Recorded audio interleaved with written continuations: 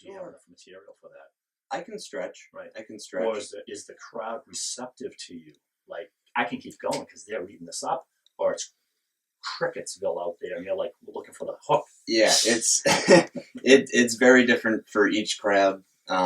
Sometimes I feel like crowds have like a meeting, like, hey, for this one guy, the third guy, don't laugh at anything. Yeah. And then other times it's like I'll say something, and then everyone is like Laughing before the punchline. rolling around on the I'm like, that wasn't it, but all right, I'll take it. Right. Moving on. Right. And it's so I will say one thing, like just meeting you now for the first time, I can see that you would be a good comedian because you've got great facial expressions. Everyone says and that sells. Like that sells. And it does. If you're just stoic, and you say a joke, if it's not a funny joke, it ain't going over. But if you got, the mechanics of it go with it, then you can sell stuff. That's not like a thing. I'm not like slapping you like you're a wise guy. I'm just saying you have good animation to your stories. Like when we talked, I could tell your enthusiasm and whatnot. But that goes a long way. No, I appreciate it. I think so. But people, I'm not going to pay to go see you. Just telling you. Don't get your hopes up if you do. I'd give you your money back. Yeah. But yeah, a lot of people have said that too. Like, that face you make? I'm like, right. This is just how I look. I don't know. Exactly. Sometimes I think it's like the social anxiety that can't. Like, I hated talking in front of people in school. Like, I hated. Wow, that's surprising that you would be in that field then as a comedian. I'm surprised too. Yeah. But I found out that a lot of comedians, which is weird, like Robin Williams, super shy. Mm. Johnny Carson, super shy. Right. And I heard Johnny Carson explain one time, and I was like, you know what, that might be a little bit why I tried doing it, is because he said at like a party or like a cookout or something, you don't have control over the conversation, the situation, like this social part of it. On it. Yeah, like it's hard to chime in and like go back and forth, but when you're on stage and you have the microphone, you're in control. It's all about you. Yeah. Sure. And you dictate what's being told, and of course. Yeah. And I still have that feeling, like when I know that I'm next, and as soon as the comedian says, all right, thanks, have a good night, and everyone starts clapping, I'm like, oh God, I'm next. Right. Exactly. But as soon as I'm up there, it's fine. Yeah, so like, cool. Is that kind of like the same? Yeah, I can relate to that for sure. Yeah. Absolutely. And I think every fighter would say the same thing. Yeah, been nervous before a fight, especially one that is maybe pre-planned. Yeah. Like we've talked about before. The sporadic fight that just happens off. Just because of a hit, or someone gets hooked or sticked, or like the heat of the moment. Heat of the moment. Yeah. There's no time to get nervous about that. It just happens. But like if I personally knew I was fighting a real tough guy tomorrow night, I'm like nauseous the day before, thinking about it 1,000 times in my head. I'm going to get locked up. I'm going to get killed. Oh my God, what am I doing? Am I going to remember it? Yeah. I'm going to get carried off. I'm embarrassed. Did you ever have one of those where you're like skating away and like your face is killing you, or maybe your adrenaline? I don't know, because I've always idolized the tough guys on the team. Like PJ Stock is my favorite Bruin of all time. Like everyone's like, oh, Bergeron, Bobby Orr, Terry O'Reilly, like PJ Stock, Dennis Bondby, those guys. Yeah, and I'm the same. Yeah, it's same thing with like concerts and stuff. Like everyone's favorite person in like the band is the singer or the guitar player. I'm like, nah, my favorite guy is the drummer. Right. Not even paying attention to the rest of the band. He's like sitting in the back. So for some reason, I'm always like the guy in the background and the guy that's mostly on the bench. Sure. Those are my favorite guys. Exactly. The blue collar, hardworking ones. Right. So, like, I always wanted to get into a fight on the ice. Mm-hmm. Like, no way I'm winning a fight on the street. Well, you're jacked. Well, I do a lot of stretching. I can tell. Gumby. Yeah, I'm not. You can't see it, but I'm quick. Yeah. But on the ice, I just wanted to. I never got to a level to where that would be acceptable. Right.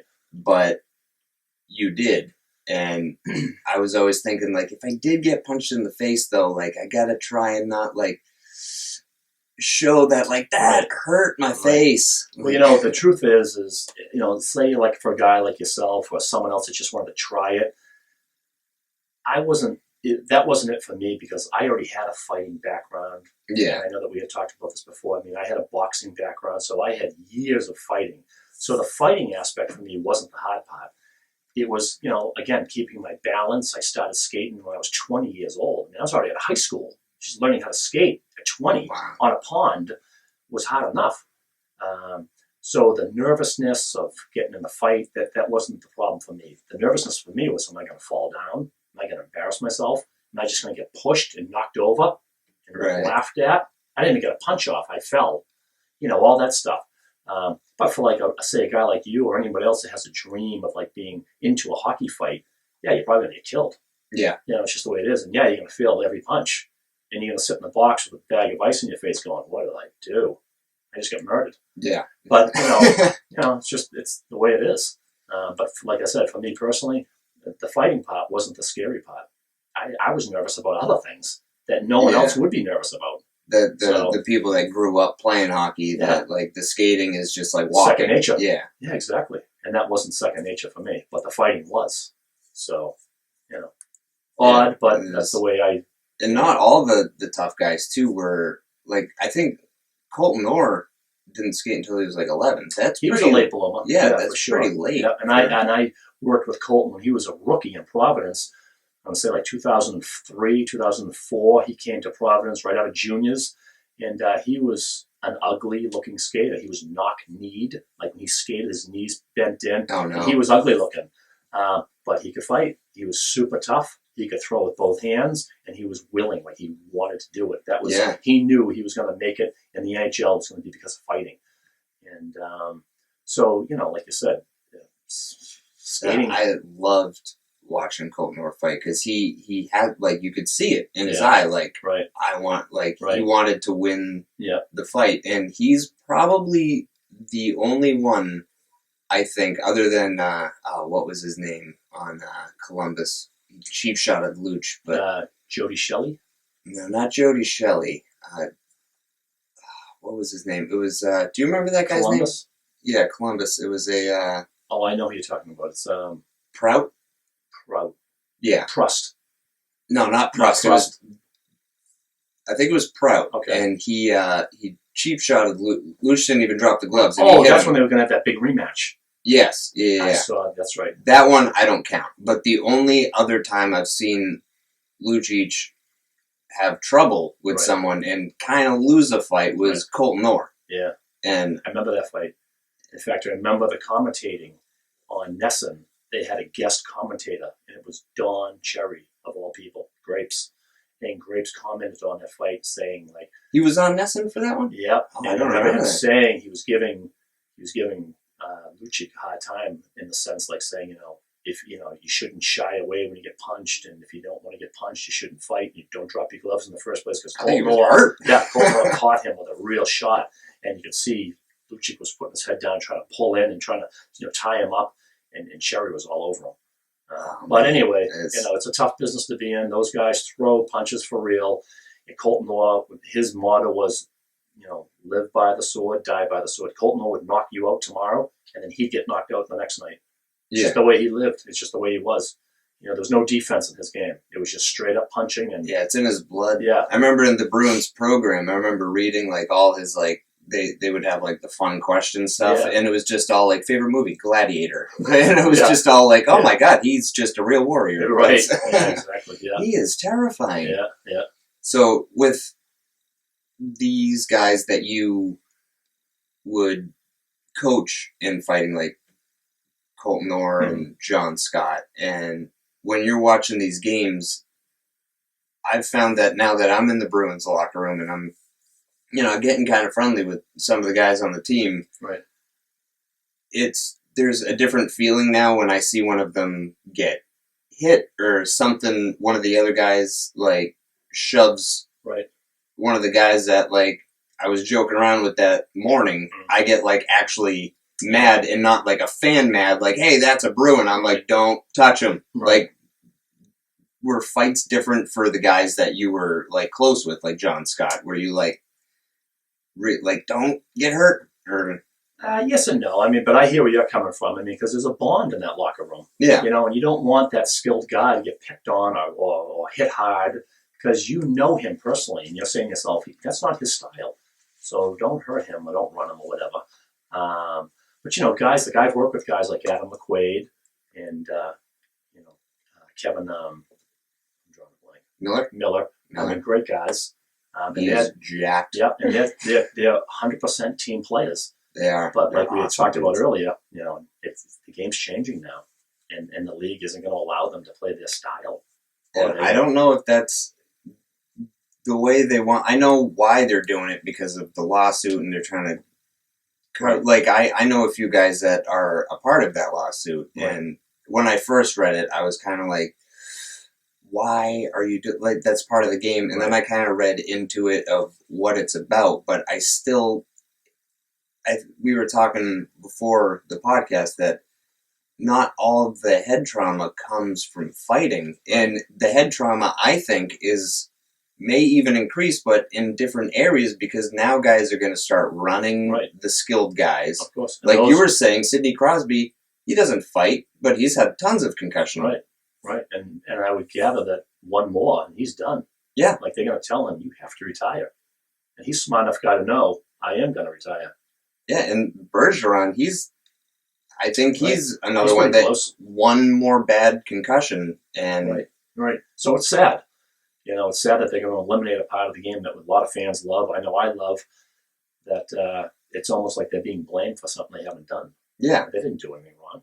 And it's something else. That part needs to be there because when Matt Cook hit Savard, next time they were in Boston, Matt Cook knew, okay, I hear cheering. That means Sean Thornton's on the ice, and I'm going to have to answer. And he did, which is a huge honorable, pat in the back to him. Yeah. Because you would think that Cook would have called in sick that night, not even dressed. I would have. I would have stayed home because I know I'm going to get my ass handed to me. But I had respect for that he came out and he was like, from the movie Goon, when you deserve a beating, you take it. That's it.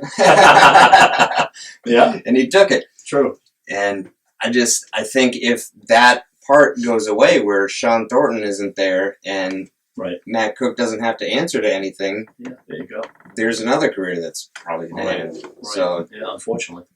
So, how do you feel about where it's going? So you've worked with Adam McQuaid. Yep. Down in Providence, back in. He had a nice knockout last night. Yeah, he caught a guy with a beautiful uppercut. And I'm not saying that I take credit for that, obviously, but I'll give it to you. Thanks. But working with those guys, I mean, they already have it in them. They're going to be a tough guy. That's the way they play, and they're going to stand up for their teammates. And how do I feel about the league and the direction it's going? I mean, I'm not happy with it, but I don't think most real hockey fans are. Right. But, I understand, I understand the league's, point on trying to prevent injuries that can be preventable as far as getting punched with a bare fist. But on the flip side, that's not their issue. It's not their problem with concussions. It's the hitting. It's the bigger men, the equipment, the speed. There's a lot of factors that go into it. The game is so much faster now. Huge guys with a lot of speed. And absolutely. I think it's with the more protection that the players get, and I don't mean from other players, but like the equipment. Yeah, they have that false sense of security. Yeah. Right? Shields, bigger pads, bigger shoulder pads. I can run at you harder, hit you, full steam. So many I know that there's that grandfather rule in that, like, if you come in the NHL now, you need to wear a shield. But if you were, like, Chara, I think, is, like, one of the only guys that doesn't have one. Right. But I see so many more cuts and, like, gashes from the shield. Exactly. And never mind the guys that have to fight, whether it's sporadic or pre-planned. Yeah. You're punching into that shield before the helmet might pop off on its own because you can't take it off. That's a penalty. So you're going to punch into a shield, which was the only thing that I loved about the fight the other night with McQuaid was he was smart enough after throwing a couple of overhands to come under. Yeah. Like, I'm not doing any damage going over except to my knuckles. I got to go under that shield. And he caught him. Yeah. No, I don't think the guy was expecting that either, which is why it went down. I'm hoping, obviously, he's okay. Yeah. I mean, we're not going to, rank on that guy and give him a hard time. I mean, he showed up. He did the right thing for his team.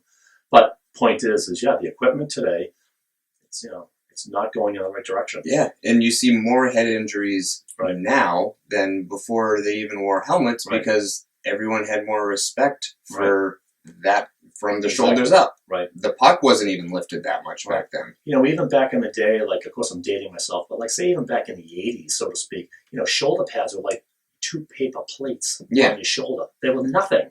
Guys didn't run at you hard because they hardly had any protection. Yeah. If maybe you brought that back, guys would lighten up a little bit. They know that if I miss you and I hit the boards or the glass, I'm going to feel it because I got this little thin little nothing on for a shoulder pad. Maybe they should go back to that. I don't know.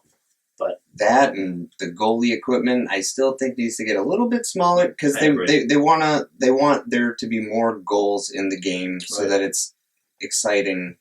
But I think they're focusing on the weirdest things in the game and the delay of games. I'm like, you're trying to speed it up, get more goals. How about let's not have goalies be basically the size of the net? Yeah, for real. Yeah. Like before, they did downsize a little bit, but before that, I remember like looking at Luongo when he was down. Yeah. He played in Lowell. Right, he was huge. Yeah, he had giant pads. Yeah. They came up to like his hips. Yeah, for real. His jersey was a parachute, basically. Right. And I was like, oh wow, that's not fair. Right. He didn't have to move; just stand there. Yeah, you're probably going to hit him, not a corner. Oh my god, it was just ridiculous. But so. Before we came on, we were talking about boxing and your background in boxing and how you were coaching. I don't remember if we talked about it yet on this or not because we did a Facebook Live. But do you think you'll go back to coaching some more? I don't know. I mean, I loved what I did with the Bruins, and I loved working with those type of guys. I did some coaching on the high school level as far as an actual high school hockey coach. Yeah. I mean, they're both great in my life, but I think I'm getting a little too old at this point. I think I've had my time. It was great. I have a couple of little kids myself, and I just kind of want to spend some time with them, watch them grow up. Anyone that plays hockey knows it's a demanding schedule. You're always out of the house. You're always on the road somewhere, or you're going to practice, and it's just a tough schedule to keep. Whether you're coaching or just involved somehow, it's just a tough sport to be involved with as far as time. Yeah. And so I don't know if I'm ready to give up my kids' precious years, so to speak. Right. It's going to be a blink of an eye anyway, and they're going to be teenagers before I know it. They're going to not even want to see me, never mind hanging out with me. So I got to keep them while they're young, Now, are they old enough to realize, like, oh, the movie Goon was kind of has something to do with that? They know about it. Like they jokingly call Daddy Goon, and I had a fantastic piece done years ago by TSN. It's a Canadian network. It's kind of like United States ESPN. And they did a great little 10, 12-minute documentary with me featuring, like, what I'm doing today, my lifestyle. I saw that, I'm a police officer. They came to my home. We went to the hockey rink. They actually kicked around with me for 4 days to put that thing together. Every day we had an agenda to go somewhere and do something.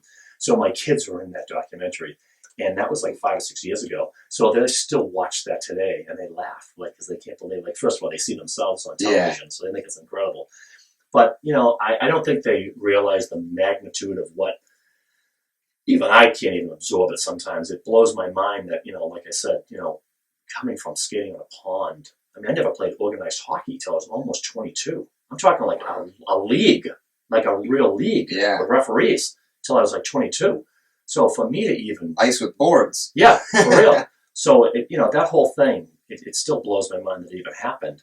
But, as far as my kids go, I think maybe a few more years when they get a little bit older, they may get a little more of they might be able to absorb it better and realize, what Daddy did for a little bit. Yeah. And, it is what it is. What can I do?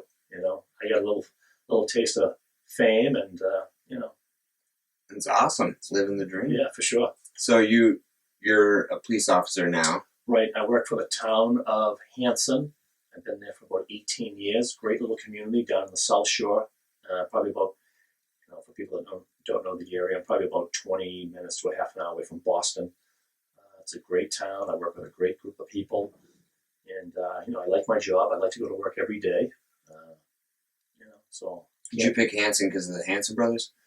No, I didn't, and that's a good one. But no, I didn't. I picked Hanson because I lived in the area, and I guess they were the only people that would actually hire me at the time back in the day. So I jumped on it. That's another career that I was always interested. Like I wanted to be a cop. I actually took not the same thing, but I took a correction officer test. Oh yeah. To be, and I passed. Right. With I forget how they score it, but like I got every thing right. And when I first walked in, I forget what happened, but the correction officer that was given the test said something, and he was like, I couldn't find the room that it was supposed to be in. Right.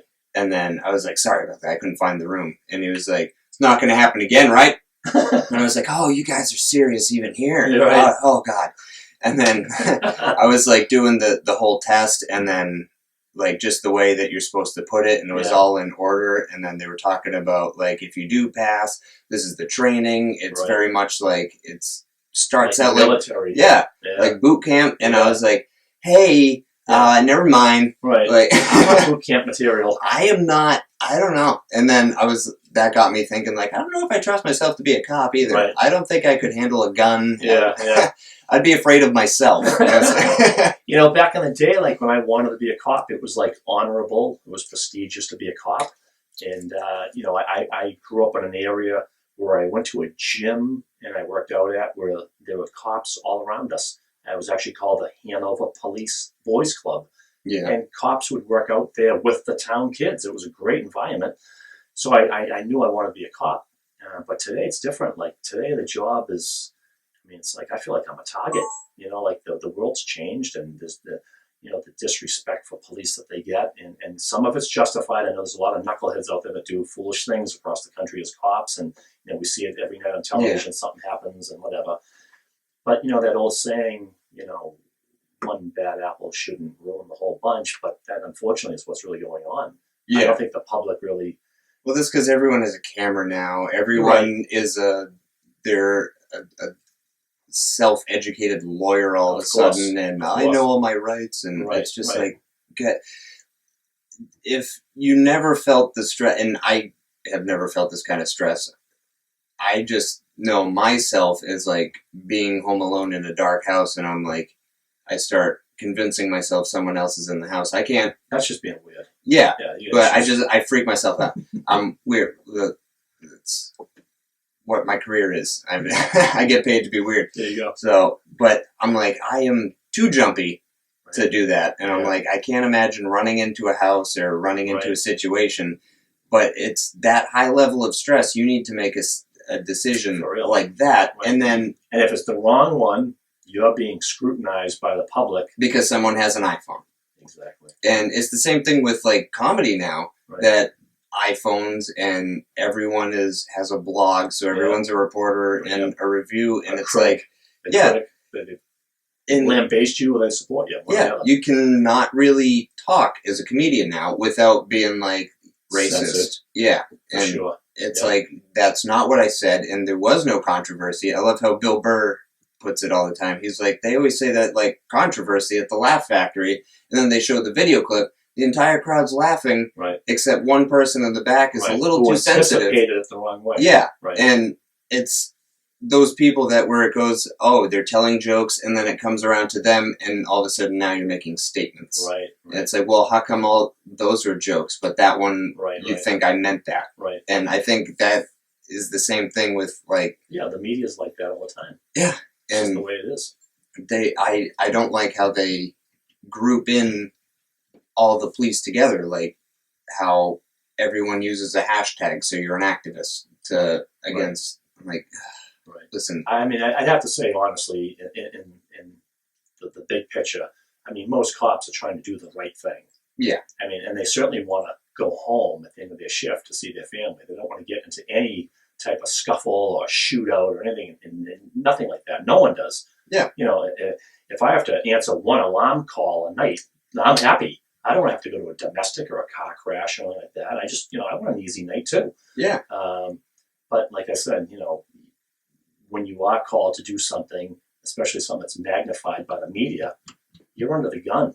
No pun intended. But I mean, you're going to be criticized, and it's the way it goes. Now, do you feel like when you're going into a situation, is that in the back of your head, like, I got to be careful because, like, I don't want to end up on a split screen with Anderson Cooper. I don't think when stuff like that goes down, so to speak, I'm aware of. I think you just kind of react and try to make sure that you're training, you've done the right call, you made the right move. You got to do your job. Yeah. I mean, I'm sure if I was censored with my vocabulary, sometimes I may have said the wrong things to people, maybe in the heat of anger, but, whatever. But I mean, physical actions and things like that, you might keep that in check. Yeah. Today's a different world. Lawsuits take place, and like you said, there's always somebody down around the corner with a camera watching everything that you don't even know you're not even aware of that person. Yeah. Next thing you know, it's on YouTube. It's like, everyone wants to be the one to get all the views. It's about getting the hits and then being like, that was my video. Right. Now I'm getting all the followers. Right. It's like, how about just let them do their job? And but it's the same in every career. There's good cops, there's bad cops. Right. They're not all bad. Right. Yeah. Right, for sure. And some good cops make bad mistakes and then they get labeled as a bad cop. Right. But it would be nice to see all the good acts that take place that we never see. It's only the bad. Yeah. And there's a lot of good acts, I'm sure, that happen every day in every department that you never hear of. You just always hear the bad ones. All of news, too. Like, even just civil, you look at it, it's all negative. Bad, but you don't hear, like, oh, this guy dropped $1,000 in this homeless guy's cup. Right. And now the weather. It's... For real. Like... Yeah. That you never hear of that. Right. You don't hear of how many times a day a cop helps someone out. And exactly. It's the people that I think a lot of people now, it's become a thing to bait police officers into reacting a certain way so that they can catch it on film. Sure, yeah. Because that's fun now, apparently. Yeah, which apparently is not fun. And then they're taking fighting out of hockey. Seriously. What is happening? Right. Oh, my God.